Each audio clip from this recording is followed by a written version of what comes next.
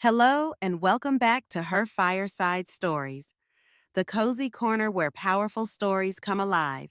Tonight, I have a gripping tale for you called Dad Tossed Mom's Birthday Gift and Waited for Dinner, but this time she walked away forever. Imagine this after decades of silent suffering and relentless demands. Linda finally stands up in court and delivers a powerful speech that leaves everyone stunned, even her domineering husband. But will her courage pay off? And how exactly does her story end? You'll need to stay with me until the very end to witness the remarkable way Linda reclaims her life. Don't forget to hit the subscribe button and tap that notification bell so you never miss a single emotional journey from us. I'd love to hear your thoughts as well. Comment below and let me know where you're tuning in from tonight. A gust of cold wind slammed the front door shut just as Dean hurled the brand new cat carrier out onto the snow-covered porch, sending a jolt of shock through everyone in the room. Linda, her short, curly hair slightly damp from standing near the kitchen sink, froze mid-step. She had been about to greet me, her oldest child Alicia, when my father's furious roar shattered the morning calm. The sun had barely inched over our Boston neighborhood, illuminating the frost on the windows, but Dean's booming anger thundered far louder than any winter storm outside. My younger brother Jake, sporting a fresh fade haircut that he'd gotten in a vain attempt to look more mature, poked his head out from behind the living room wall. His eyes darted between our mother and father, clearly unsure what to do or say. The cat, a Maine Coon, with a luxurious coat of silver-brown fur, remained trapped in the carrier, crying plaintively in the swirling flakes of snow. I stood rooted near the entrance, my wavy shoulder-length hair still tangled under my woolen hat. I'd spent a month picking out that cat for Mom's 60th birthday.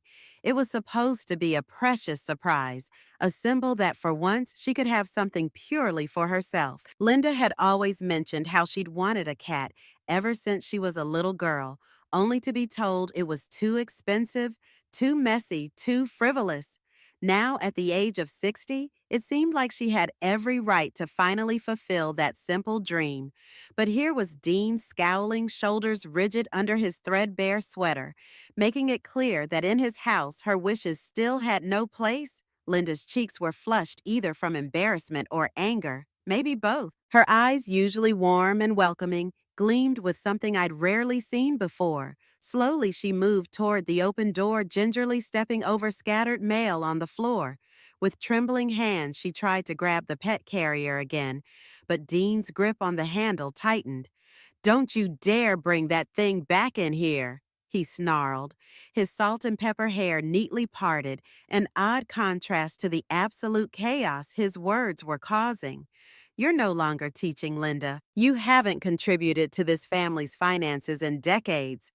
I'm the one who pays for everything, and I say no, Cat." Silence stretched across the living room, thick as molten lead. Jake hovered near the staircase, rubbing the back of his neck as if an invisible weight pressed down on him.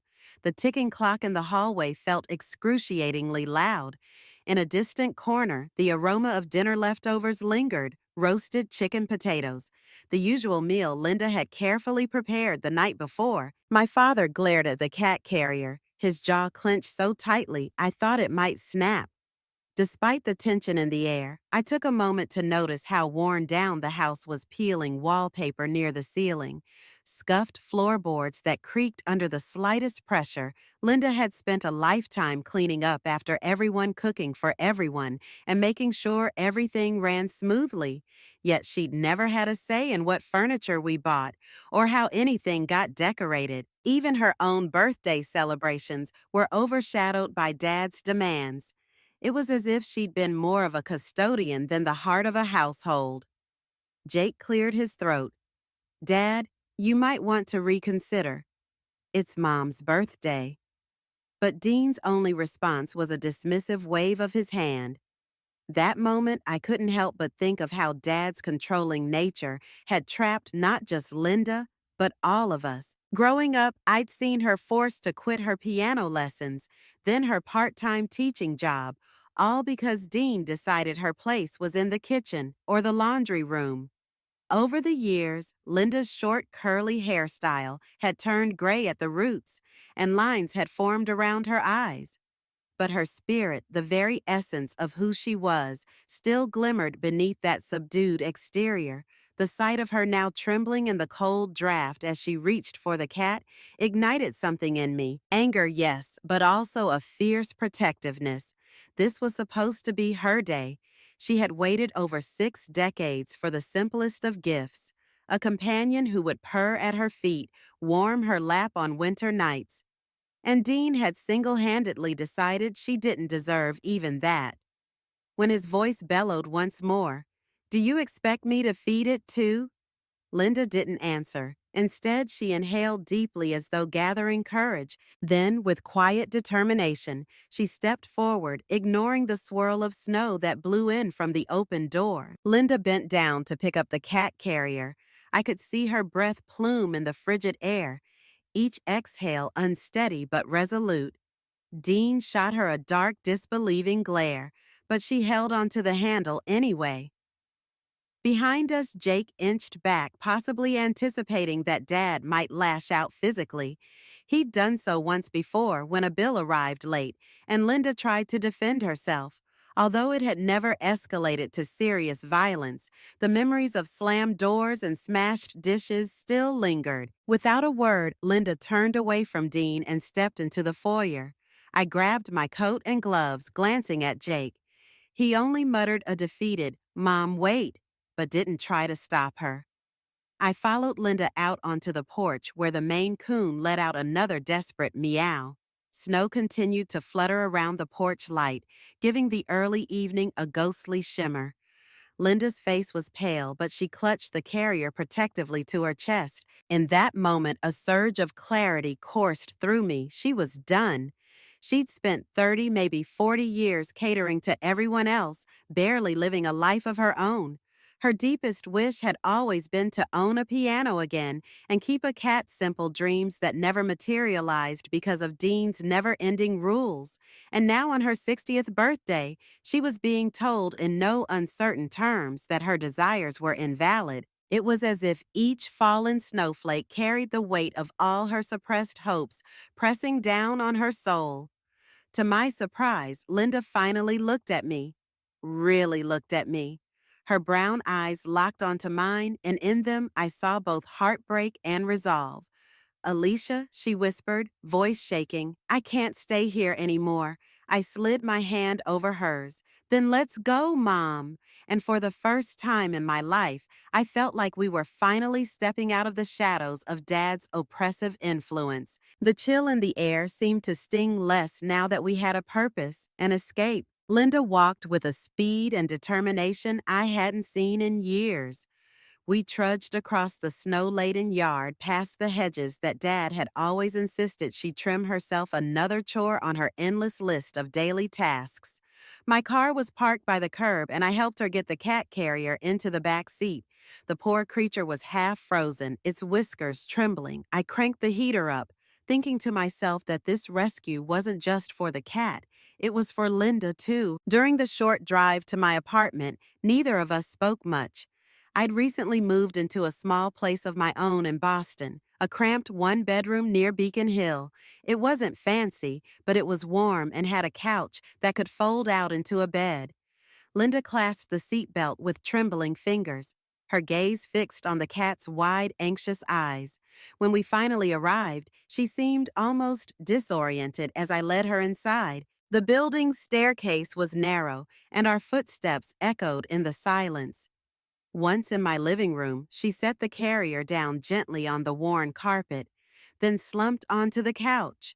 Her short curls clung to her forehead, damp with melted snow. I pulled off my gloves and started pacing, unsure of what to say. "Mom, are you all right?" I asked quietly, filling the kettle to make tea. She didn't answer immediately. Then in a voice so soft I almost couldn't hear her, she replied, "I feel like I can finally breathe, Alicia." She leaned back, eyes fluttering closed. If relief had a face, this was it, a quiet, exhausted expression that seemed to say, I survived. I rummaged through my kitchen drawers, searching for something to feed the cat. All I had were some cans of tuna and leftover chicken. While I tried to put together a makeshift meal for the frightened feline, Linda just stared out of the window, watching the city lights flicker across the street. It struck me that she looked more at peace in my tiny living room than she ever had in that big old house with Dean. Her shoulders sagged with a release of tension that had been wound up inside her for decades. As we waited for the water to boil, we both knew there was no turning back. That first night in my apartment was a jumble of hushed whispers, lukewarm tea, and anxious cat meows. The radiator clanked sporadically, each metallic groan startling Linda as she drifted in and out of uneasy sleep.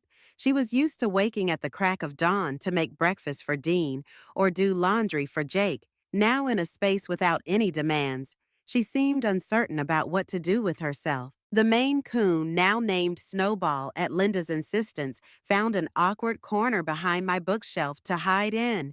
Perhaps it sensed our own tension, as if it too needed time to process this abrupt change.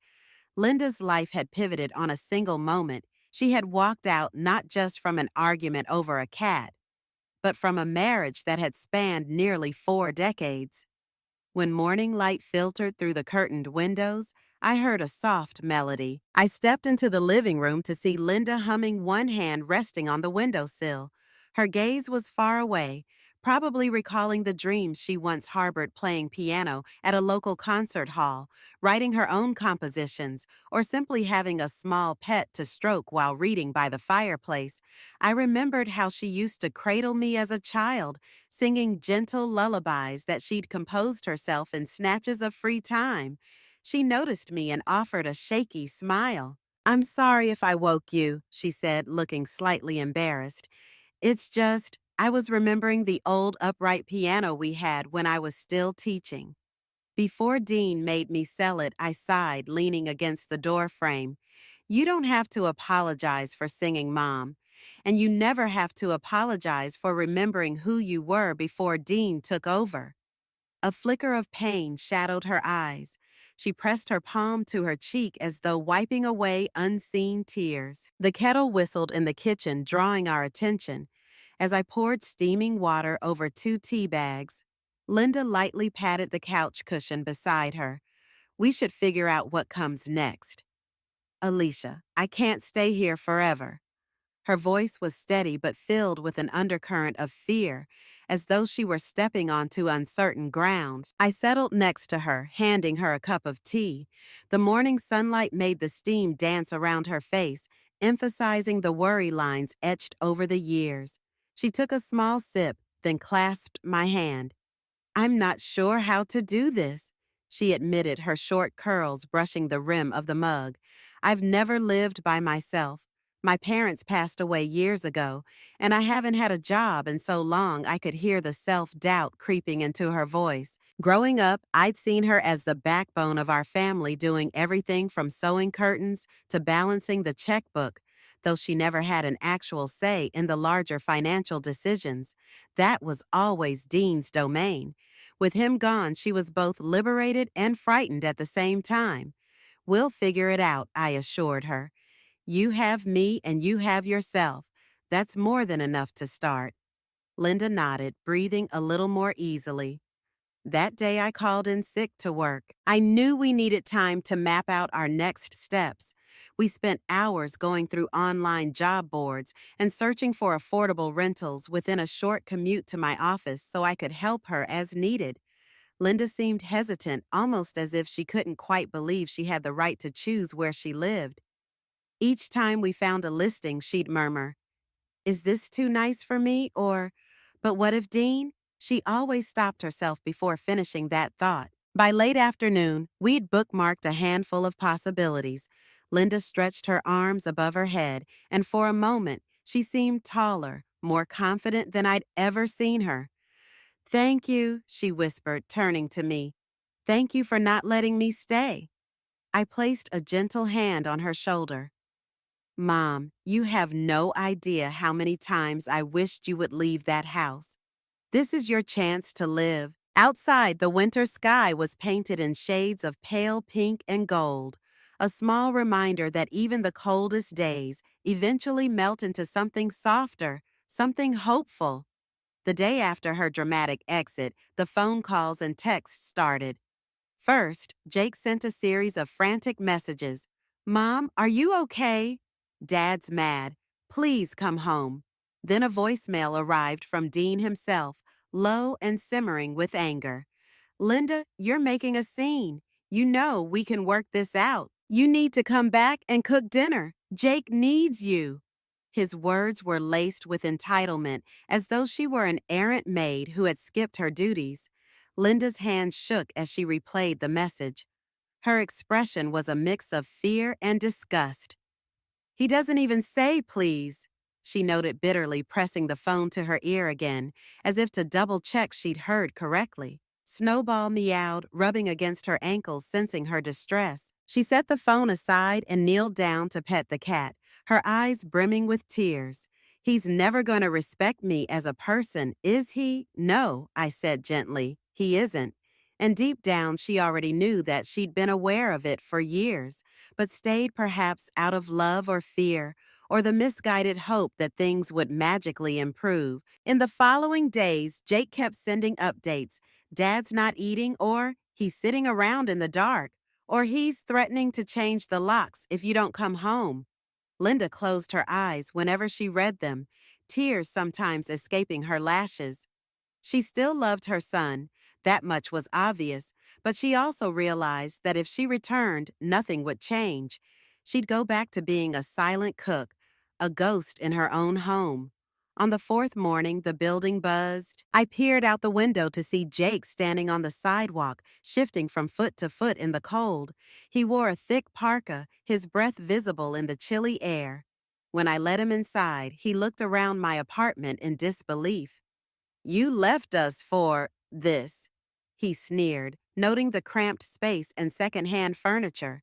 His short fade haircut was hidden under a beanie, giving him a boyish look that contrasted sharply with his condescending tone. Linda stepped forward, crossing her arms defensively. I left to have a say in my own life, Jake. Jake's face hardened. Dad says you're being dramatic. He says that you're old enough to know better than to just walk out. He glanced around, catching sight of the cat, which peered back at him from atop my worn coffee table. The furniture might have been outdated, but it was mine, and now in part Linda's. Something about the place radiated a sense of warmth that had never existed in Dad's house. Linda pursed her lips. Jake, I've dedicated my entire adult life to making sure you and your father were comfortable. I even gave up my teaching job. Her voice quivered, but there was a steely resolve beneath the surface. This may look small and shabby to you, but at least here I'm not an afterthought. Jake scoffed, rubbing his hands together for warmth. We're a family, Mom. Families stick together. Dad didn't throw you out. You left on your own. He's offering to let you come back, but you have to get rid of that cat. His eyes darted to Snowball again, as if the cat was the root cause of all their troubles. Silence enveloped the room for a moment, broken only by the hum of my old refrigerator. I could see Linda grappling with a swirl of emotions, love for her child, but also heartbreak at his failure to understand why she'd left. The old Linda might have caved in, might have put her head down and returned home to ensure no rift marred her family. But this, Linda, newly awakened to her own worth, refused to bend. There is no going back, she said quietly, blinking away tears. I love you, Jake, but I can't be part of a household that treats me like a servant. I want to be treated like a person, an equal. And I want my cat. If that means starting over in a place that looks small and shabby, then I'll do it. Jake shook his head and glanced at me. Alicia, you really support this? He asked, desperation creeping into his voice. I nodded. Yes, I do. Realizing he wouldn't get the answer he wanted, Jake stormed out without a goodbye, leaving the smell of cold air and the weight of unresolved tension behind Linda, sank onto the couch, covering her face with her hands. I sat beside her, unsure how to comfort someone who had just effectively lost the only family dynamic she'd ever known. Snowball jumped onto her lap, purring softly. The simple warmth of an animal's affection seemed to do more to soothe her than any words I could offer. After a moment, she inhaled shakily. I feel guilty for hurting Jake, but if I went back, I'd just be encouraging him to treat his future partners the same way. Dean treats me, I can't do that. She paused, stroking Snowball's fur. I'm scared, Alicia. I'm 60 and I have no job, no house, no retirement plan. I wrapped an arm around her. We'll figure it out. You've got grit, Mom. Remember how you used to juggle all the bills, the chores, the cooking, and the small part-time tutoring gigs you did on the side? You're more capable than you realize. She gave a tiny nod, but her uncertainty lingered. As we mulled over the situation, my phone buzzed. I winced, expecting another barrage of text from Dad or Jake. But instead, it was a friend of mine, Karen. She worked part-time at a local community center and had shoulder-length layered hair that she dyed a bold red on the ends, just the sort of spunky person Linda needed to meet. The text read, "We're looking for a volunteer piano teacher for seniors. Know anyone interested?"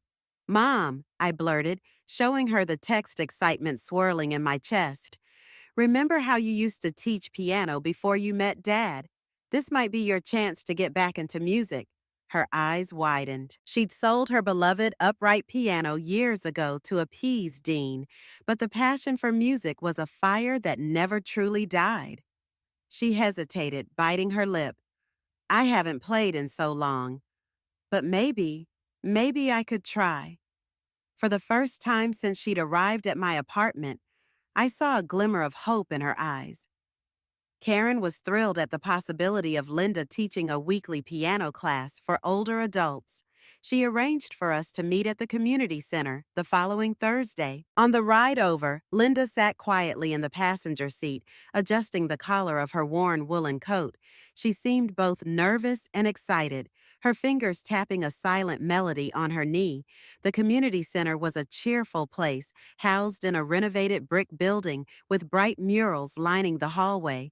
Karen greeted us in the lobby, her red-tipped hair swaying as she spoke animatedly about the center's mission. She led us down to a spacious music room filled with chairs arranged in a semicircle around a digital piano.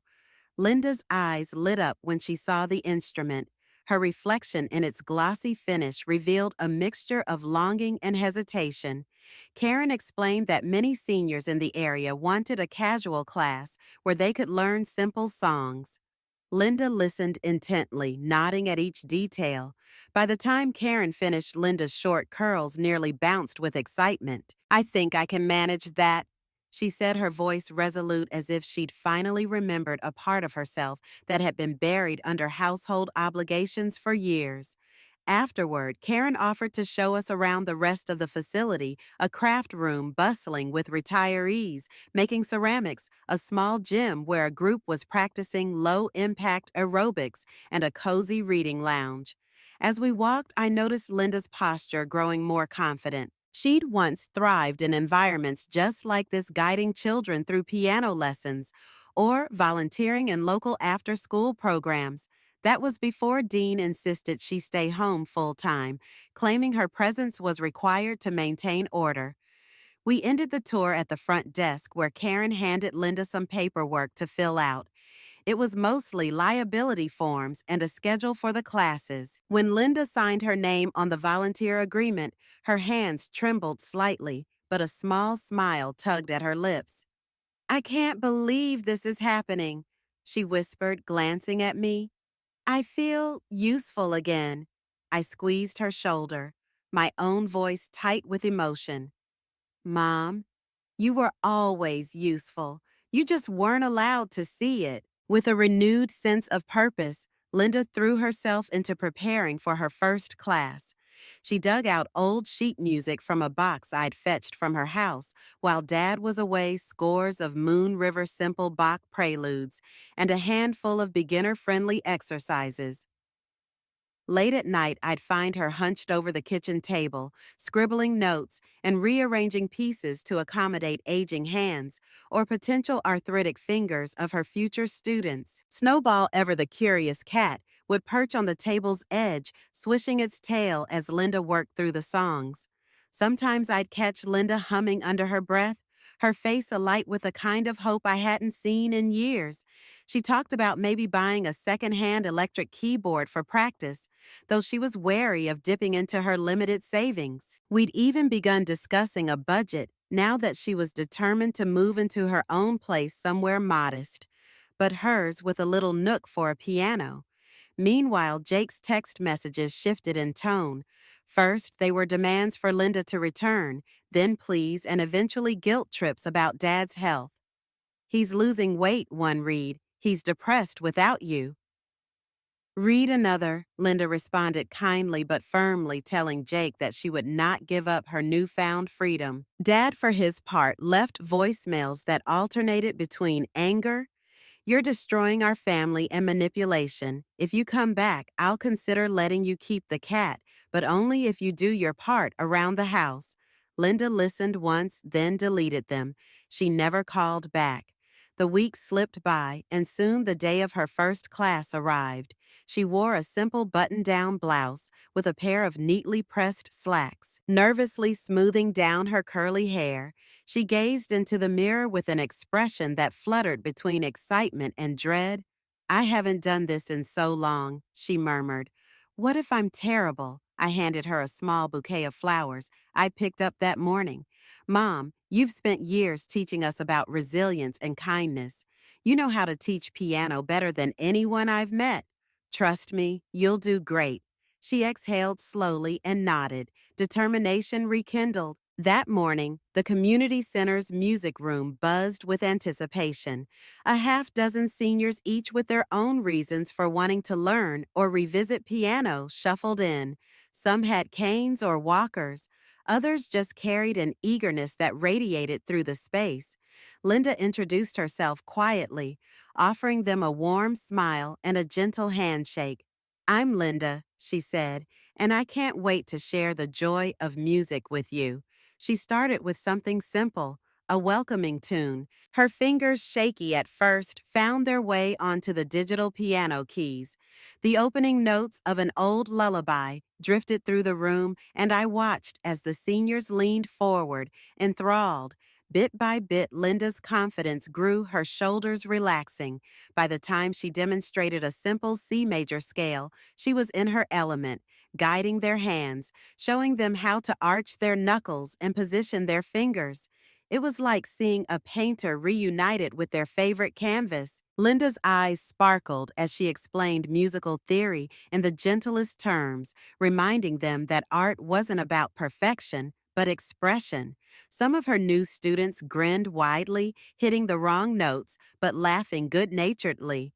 A few had tears in their eyes, remembering tunes from their youth. I recorded small snippets with my phone to share with Karen and possibly use for future promotional videos. Linda's short curls bounced every time she nodded in encouragement, and even though it was her first day back in a teaching role, it felt like she'd never really left. The constraints of Dean's house and the years of silent servitude seemed to melt away in the face of her passion. When the class concluded, the students lingered. They complimented Linda's teaching style and asked if she offered private lessons. She blushed, admitting she hadn't thought about that yet. One older man with a cane said, "You made me feel alive again. I used to play a long time ago, but I let life get in the way." Linda smiled softly, understanding in her eyes. "I did too," she admitted. "But it's never too late to start over."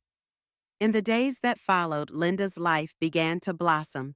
She made new friends at the community center, people closer to her age who shared struggles and triumphs alike. Some were widows rediscovering freedom.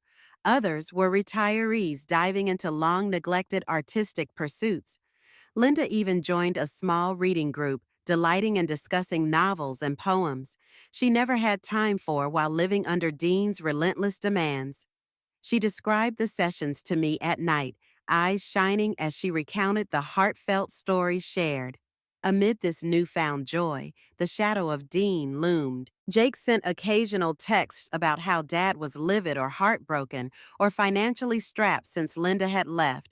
But Linda, guided by a fresh sense of self-worth, stood firm. She blocked Dean's number, refusing to be drawn back into a toxic cycle.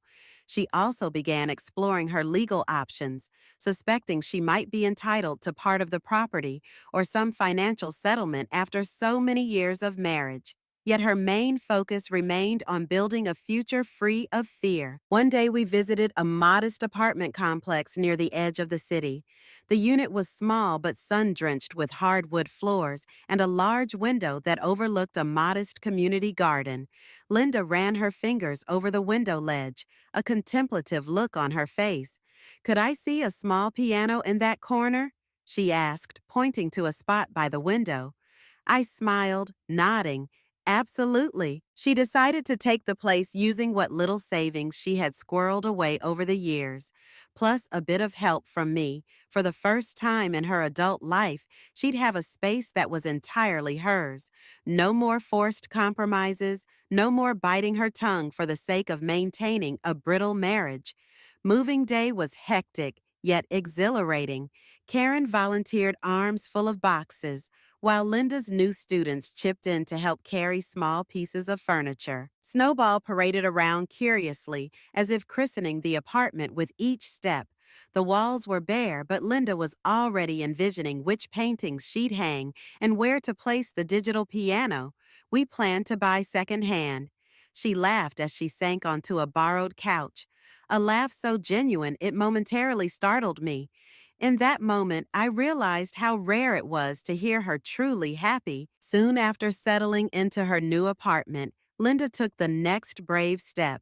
She consulted my friend Teresa, a sharp, no-nonsense attorney with a sleek bob haircut and a reputation for championing women who'd been financially and emotionally controlled in their marriages. Linda was initially petrified, her voice trembling as she explained her situation in Teresa's office, but Teresa put her at ease with a reassuring smile. "I've handled cases like yours," she said firmly, "and I'm not just talking about divorce. We can examine the possibility of spousal support, splitting of assets, everything you deserve after dedicating decades to maintaining his household." Linda swallowed hard. She'd never demanded anything for herself. Dean's paycheck had always been the unspoken contract that allowed him to dismiss her contributions. She remembered how she had to beg for money just to buy a new pair of shoes, while Dad purchased lavish items for himself without a second thought. It was high time that injustice got addressed. Teresa asked Linda to compile a list of her unpaid labor, cooking, cleaning, child-rearing, even clerical work for Dean's small business over the years. She also wanted records of bank statements, receipts, or any document that could show Linda contributed to the household's finances indirectly or directly. While the idea of sifting through old paperwork made Linda nervous, it also fueled her sense of righteousness. She'd never questioned her worth before, but now with Teresa's guidance, she saw that she had a legitimate claim to compensation. Meanwhile, Linda's piano classes continued to flourish. Word spread that her teaching style was both caring and efficient, and soon she had more students signing up than she had time slots. We even set up a simple website to manage the increasing demand. She reveled in this new sense of purpose, balancing volunteer work at the community center with private lessons that helped her pay rent. Her short curls often got teased by the older gentlemen who admired her vitality. "You're glowing," they'd say, to which Linda would respond with a shy smile. Snowball seemed pleased with the arrangement, too. The cat would curl up on the sunlit windowsill of her apartment, occasionally wandering into class as if to supervise Linda's lessons. Life for the first time was starting to make sense. Yet not everything was peaceful. Jake paid her a surprise visit one Saturday, bringing with him an air of desperation. He looked thinner, the circles under his eyes more pronounced. "Mom," he murmured, stepping into her new living room. "Dad's health is deteriorating. He's not eating right, Caroline. He hesitated to speak the name, aware of how loaded it was. Apparently, Caroline was Dean's new companion, a woman with blonde, layered hair who took pride in hosting dinner parties that showcased her cooking skills. Jake had moved in with them for a while, enjoying her roasted lamb and fancy desserts, but something must have gone sour. Linda eyed her son warily. She'd heard rumors that Dean had squandered money in an attempt to impress Caroline. Possibly he'd been so certain Linda would keep everything afloat that he made reckless financial decisions. "What do you want me to do about it?" Linda asked softly yet firmly. "I'm not going back to that house, Jake." His expression wavered between anger and sorrow. "It's not just about Dad. It's about me. I can't afford rent on my own. Caroline's told me to move out if I can't pitch in, and Dad won't help me because he's strapped for cash. He said you took everything." Linda raised an eyebrow, the corner of her mouth curving into an ironic smile. "I took everything I have, a few clothes, a cat, and this small apartment I'm fighting for fair treatment. After decades of being considered a disposable housekeeper." Her voice trembled slightly, but she didn't waver in her stance. Jake's eyes darted around the room, perhaps noticing the secondhand furniture, the battered old lamp that barely lit the corners. The place was cozy but far from luxurious. "I just thought you might want to know," he muttered, an edge of bitterness tinging his words. "You really don't care if Dad's sick?" Linda inhaled sharply. "Jake, I cared for him for almost 40 years. Now it's his turn to figure his life out. I'm done being the sacrificial lamb." Jake opened his mouth to respond, but found no words. He left, glancing back only once, a haunted look in his eyes. The very next week, Linda got a call that jolted her out of her new normal. Dean was in the hospital suffering from what the doctors described as a transient ischemic attack, a warning stroke. Despite all that had happened, Linda's chest tightened, decades of shared history. Even if oppressive didn't vanish overnight, she asked me to drive her to the hospital. When we arrived, the sterile scent of disinfectant and the hushed urgency of medical staff greeted us. Dean lay in a bed, tubes in his arm, eyes closed. His salt and pepper hair, once neatly parted, appeared disheveled. A monitor beeped steadily by his side. Caroline was nowhere to be found. Instead, Jake sat in a corner, arms folded, staring at the floor. He glanced up when we entered, but said nothing. Linda approached Dean cautiously. A swirl of memories seemed to flicker across her face, moments from early in their marriage, when he'd still been charming, the day she discovered she was pregnant with Jake, the time she tried to speak up, only to be drowned out by his self-importance. Now he looked frail, a stark contrast to the domineering figure he'd been all my life. His eyes cracked open, meeting Linda's gaze. For a second, I thought I glimpsed regret there, or maybe just humiliation at being seen in such a vulnerable state. "Linda," he croaked, voice raspy. She pressed her lips together, face unreadable. "I hope you recover," she said gently. "But I can't fix this for you, Dean." Her words carried both sympathy and a boundary he hadn't heard before. Jake shifted uncomfortably, perhaps expecting more, but Linda held her ground. A doctor entered explaining that Dean needed rest, a healthier diet, and less stress. Linda thanked him. Then, as we turned to go, Dean mumbled something about things going wrong and help. She hesitated for a moment, eyes brimming with tears, but shook her head. Stepping out into the hallway, her breath was shallow when we reached the elevator, tears finally breaking free, but she wiped them away quickly. "He's still the father of my children," she whispered to me, "but I can't shoulder his burdens anymore." In the wake of Dean's hospitalization, Linda's resolve to finalize the divorce solidified. She told Teresa about the hospital visit, and Teresa listened carefully, scribbling notes. "His condition doesn't exempt him from accountability," she stated firmly. Linda agreed, though the guilt still gnawed at her. She'd been trained by Dean and by cultural expectations to believe that a wife should be there no matter what. But as Teresa pointed out, a marriage is a partnership. and Linda had received precious little partnership in return. Gathering evidence for the settlement proved to be a painstaking process. Linda spent hours poring over old credit card statements, utility bills, even receipts from grocery stores. She found what she suspected: multiple charges over the years for items that had nothing to do with household needs. Dean had bought expensive gifts for Caroline jewelry dinners at fancy restaurants and even a short vacation that Linda had been told was a business trip. The betrayal burned, but it also fueled Linda's determination to seek justice. Meanwhile, Linda's piano classes had expanded to 3 days a week, and she was occasionally invited to play at local senior events. One Saturday afternoon, I watched from the back of a small auditorium as she performed a gentle rendition of Moon River, her posture upright, her short curls catching the stage lights. The audience, mostly retirees, listened in rapt attention, many closing their eyes as her melody transported them to a place of nostalgia and longing. When she finished, the applause erupted. Linda stood offering a slight bow, looking both surprised and moved by the reception. In that applause, I sensed a collective gratitude from these people who understood that it was never too late to reclaim a piece of themselves.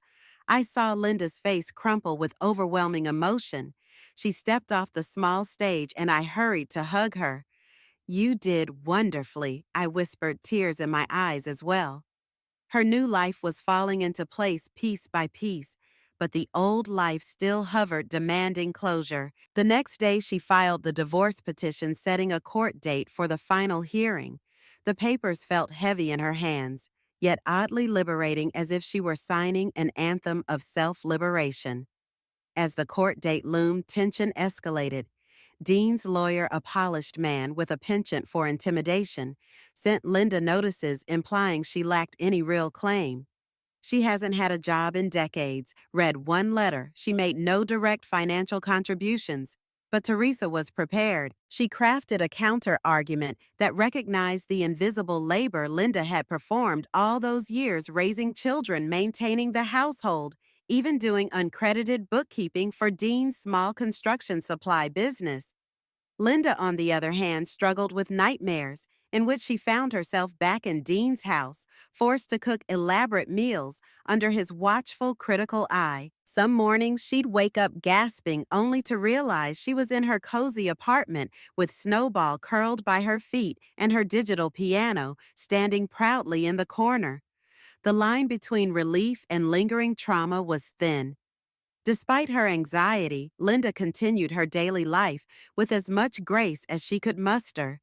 She taught her piano classes, shopped for groceries, and occasionally dined with new friends from the community center. She discovered a local thrift store where she found cheap but lovely dresses to wear at her mini concerts. Slowly but surely, she was building a life that matched the music she played, hopeful, empowering, and unchained from cynicism. The day of the trial finally arrived, a crisp, sunny morning that felt incongruously bright for such a high-stakes affair. Linda wore a simple navy blue suit that Karen had helped her pick out, her hair carefully styled in soft curls. She glanced at herself in the mirror before leaving. "I can't believe I'm doing this," she whispered. I drove her to the courthouse, my heart hammering almost as loudly as hers. Teresa joined us at the steps, her bob impeccably styled, her demeanor reassuring. As we walked inside, Linda squeezed my arm. "No matter what happens," she murmured, "thank you for standing by me, Alicia." "You don't have to thank me," I replied, blinking back tears. "It's about time you stood up for yourself." The halls of the courthouse bustled with people intent on their own struggles. We sat on a cold wooden bench, waiting for Linda's case number to be called, each second feeling like an hour. When the case was finally called, we entered a modest courtroom with fluorescent lights that cast a harsh glare on the wooden tables. Linda swallowed hard as she took her seat beside Teresa. Across the aisle sat Dean and his lawyer. Dean's complexion looked ashen, his salt and pepper hair combed in an attempt to appear dignified, yet his eyes darted nervously. The proceedings began with formalities. Teresa spoke about the nature of their long marriage, emphasizing Linda's unacknowledged labor and Dean's history of financial negligence. She highlighted credit card statements that showed expenditures on Caroline and an absence of funds allocated for Linda's well being. Then Dean's lawyer attempted to paint a picture of Linda as an ungrateful spouse who had chosen to leave a stable home. Linda trembled, clenching and unclenching her hands as she listened to the arguments. When the judge asked if she had anything to say, she stood, voice quivering. I gave nearly 40 years of my life to a household that treated me like an accessory. I wasn't allowed to work outside the home. I wasn't allowed to own a pet or even keep a piano, despite it being my passion. Everything I did was brushed aside as if it was nothing. I'm simply asking for what's fair for recognition that my role contributed to building that home, even if I wasn't the one earning a paycheck. Her words hung in the air, raw and poignant. Dean shifted uncomfortably, and his lawyer quickly interjected something about how emotional testimonies didn't equate to legal claims. But the judge silenced him with a firm raise of the hand. Teresa then methodically presented the documentation receipts, bank transfers, emails, and even some text messages from Jake referencing Dad's hidden funds. It was clear Dean had not only undervalued Linda, but actively funneled money away to impress Caroline. The judge's face remained neutral, but I sensed a shift in the room's energy, a recognition that Linda's story was grounded in evidence, not just sentiment. After what felt like hours of back and forth, the judge called for a short recess. Linda exhaled shakily, gripping my hand. "Whatever happens, I said my piece," she whispered, trying to steady her nerves. When the judge returned, the silence was thick enough to slice. Linda clutched the edge of the table, her knuckles white. Dean stared at the judge, expression tense, while his lawyer adjusted his tie, feigning confidence. I held my breath, speaking with deliberate calm. The judge addressed Linda first.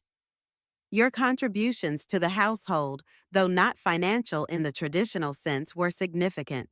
The court acknowledges you sacrificed career opportunities to support your family. There is sufficient evidence that your husband, Mr. Dean Mitchell, misused marital funds. Consequently, an equitable settlement is warranted." My heart pounded as the judge broke down the terms. Linda would receive a portion of the home's value, along with compensation for her unpaid labor, to be paid in a structured manner over a set period. Additionally, any future sale of the property would require Linda's consultation for final approval. The settlement wasn't astronomical, but it was more than enough to provide Linda with stability, a remarkable win considering how easily women in her position can be dismissed. Linda's eyes brimmed with tears and her shoulders sagged in relief. Dean shot up his face, reddening. He stuttered protests, claiming Linda was exaggerating and that he was too ill to pay. But the judge gave him a measured stare. "You can seek modifications if legitimate changes in your health or income occur, Mr. Mitchell. But for now, the court stands by this decision." With that, the gavel came down, punctuating a chapter of Linda's life that had once seemed interminable. Everything was a blur as Teresa shook Linda's hand, offering congratulations. I hugged Mom tight, her short curls tickling my cheek. She trembled, sobbing quietly as though years of pent-up tension were finally being released. Dean's lawyer quickly ushered him out of the courtroom, presumably to spare him further embarrassment. I watched them leave his stooped shoulders a world away from the overbearing man I once knew. In that moment, I felt an odd mixture of pity and satisfaction. Back outside, the sky was dazzlingly blue with crisp air that smelled of possibility. Linda stared at the courthouse steps, almost too overwhelmed to move. Then she smiled through her tears. "I'm free," she whispered, voice trembling. "I finally get to decide how I live." News travels fast, especially in our tightly knit community. Within days, Linda's success story was the talk of the town. How a 60-year-old woman who had spent decades in domestic drudgery stood up in court and prevailed. Some neighbors praised her, Others murmured that she was cold-hearted to walk away from her sick husband. Linda shrugged off the negativity, quietly emboldened by the knowledge that she had done what she had to do. She wasted no time putting the settlement to use. First, she repaid me for the rent loan. I insist, she said, pressing a check into my hand. This is my chance to stand on my own 2 feet. Next, she purchased a second-hand digital piano with weighted keys, finding it on a local classifieds website. It wasn't grand or brand new, but it was hers. She set it up by the window in her living room where sunlight spilled across the floor each morning, painting bright streaks on the polished surface. Snowball took to curling up beside the piano as though guarding Linda's newfound joy. Each day, Linda practiced scales and chords, gradually reclaiming the dexterity she once had. Her volunteer classes continued thriving with new sign-ups. She even branched out into offering specialized lessons at her apartment for folks who couldn't make it to the center. Then, an unexpected invitation arrived. A local nonprofit radio station wanted her to participate in a series about finding your voice at any age. They asked if she'd do a live piano segment and talk about her journey. At first, Linda was hesitant. Public speaking wasn't her forte, and she worried about backlash from people who sympathized with Dean. But after some gentle coaxing from Karen and Teresa, she agreed. I want to show others that it's never too late to pursue the life you deserve, she told me, eyes shimmering with resolve. On the day of the broadcast, Linda wore a simple teal blouse that flattered her figure. She styled her curly hair neatly, a subtle hairpin shining on one side. Her nervousness was palpable, but the moment she played the first notes on the station's baby grand piano, a hush fell over the small studio. As the final note reverberated in the air, the radio host and producers broke into applause, filling Linda's eyes with tears of fulfillment. Life after the legal victory became an ongoing adventure for Linda. She enrolled in a part-time adult education program to brush up on her music theory and possibly earn a teaching certificate. She also took short walks around her neighborhood each morning, relishing the simple act of deciding her own schedule. Sometimes she'd stop at a local cafe for a cappuccino, an indulgence she once deemed wasteful because Dean criticized her every expenditure. Meanwhile, Jake's updates about Dad trickled in sporadically. The last we heard, Dean was recovering at home alone and irritable. Caroline had apparently moved on, leaving him to grapple with unpaid bills and health woes. Linda never gloated, though. I don't wish him ill, she said quietly one afternoon as we strolled through the community garden near her apartment. I just hope he learns that control doesn't breed loyalty. It breeds resentment. Snowball became an informal mascot at Linda's place, welcoming visitors with enthusiastic purrs. Linda joked that the cat was a better judge of character than she was. It seemed to sense the kindness or wariness in people who stepped through the door. One time, a new student arrived for a piano lesson, and Snowball brushed against her ankles so insistently that Linda quipped, "I guess you passed the test." Financially, Linda wasn't wealthy by any stretch. She lived carefully budgeting each week, but there was a distinct pride in the way she handled her bills and planned for the future. She even managed to set aside a modest emergency fund, something she'd never had the freedom to do before. Occasionally, she performed at small community events, holiday gatherings, benefit dinners, sometimes even private parties for the neighbors. Each performance felt like a gentle reclaiming of everything she'd been denied. The spotlight, the applause, the recognition of her talent. She no longer hid her abilities behind the stove or the sink. Now she showcased them for all to see, and it was beautiful. One crisp evening after she'd finished performing a medley of old show tunes at the community center, a woman approached, tears in her eyes. She confessed she was 55, trapped in a loveless marriage. "You've given me courage," she whispered. Linda enveloped her in a hug, voice quivering with empathy. "I hope you find your own path soon."